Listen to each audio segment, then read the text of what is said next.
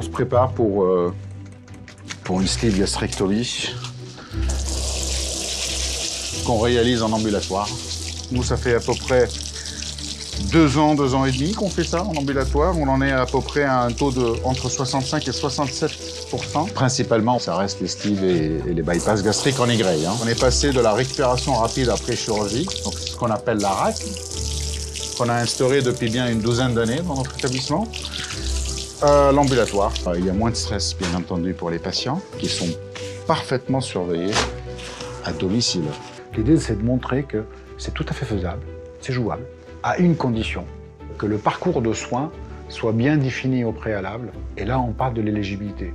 Pas d'antécédent particulier, elle a déjà eu ce type de consultation. Il s'agit d'une patiente âgée de 45 ans, IMC à 41, qui a suivi le parcours pluridisciplinaire de 6 mois, où elle a eu l'occasion de rencontrer la psychologue, le médecin nutritionniste endocrinologue qui l'avait prise en charge.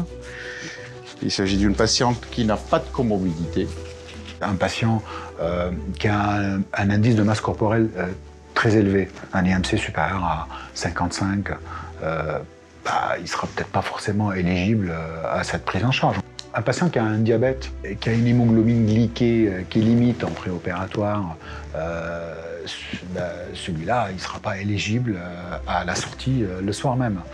Le syndrome d'apnée du sommeil sévère, qui est appareillé avec un index très élevé, là aussi, il ne sera pas éligible. Un patient de plus de 60 ans, c'est les critères qu'on a déterminés avec nos collègues anesthésistes. Et c'est le lieu de résidence également, et qu'il ne faut pas qu'il y ait plus de 3/4 d'heure de trajet. Vous aurez quelqu'un qui vous accompagne le soir même? Oui, mon conjoint sera là. D'accord. Le jour J, le jour de l'opération, vous arriverez le matin. Pour faire de l'ambulatoire, obligatoirement, vous passerez en première position. L'opération qui dure en moyenne 40 à 45 minutes de temps opératoire. Vous avez les bas de contention, très bien.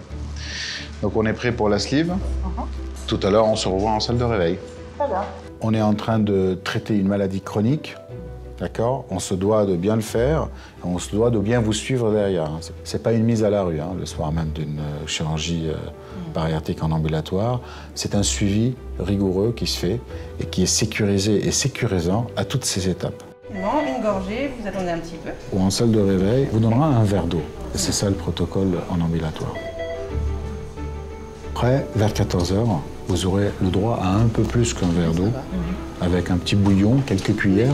Le but, c'est juste de découvrir votre nouvel estomac, la sensation que ça fait quand vous mettez de l'alimentation un petit peu plus épaisse, autre chose que du liquide pur. Il y aura le diététicien qui passera vous voir en chambre, qui vous réexpliquera encore une fois tout le régime et les conseils hygiéno-diététiques qu'il faut suivre pendant les 6 semaines à venir, après l'opération. Et tout le long de la journée, bien sûr, on va surveiller les constantes. Et même si les constantes sont bonnes, de toute façon, j'ai mis dans le protocole une prise de sang à faire le soir même vers 18 h avant de partir.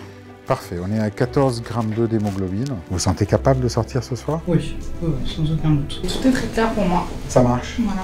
Bon, Madame Lavieux, je vous souhaite un bon rétablissement, bon retour. Merci beaucoup. Et à bientôt. Et à bientôt.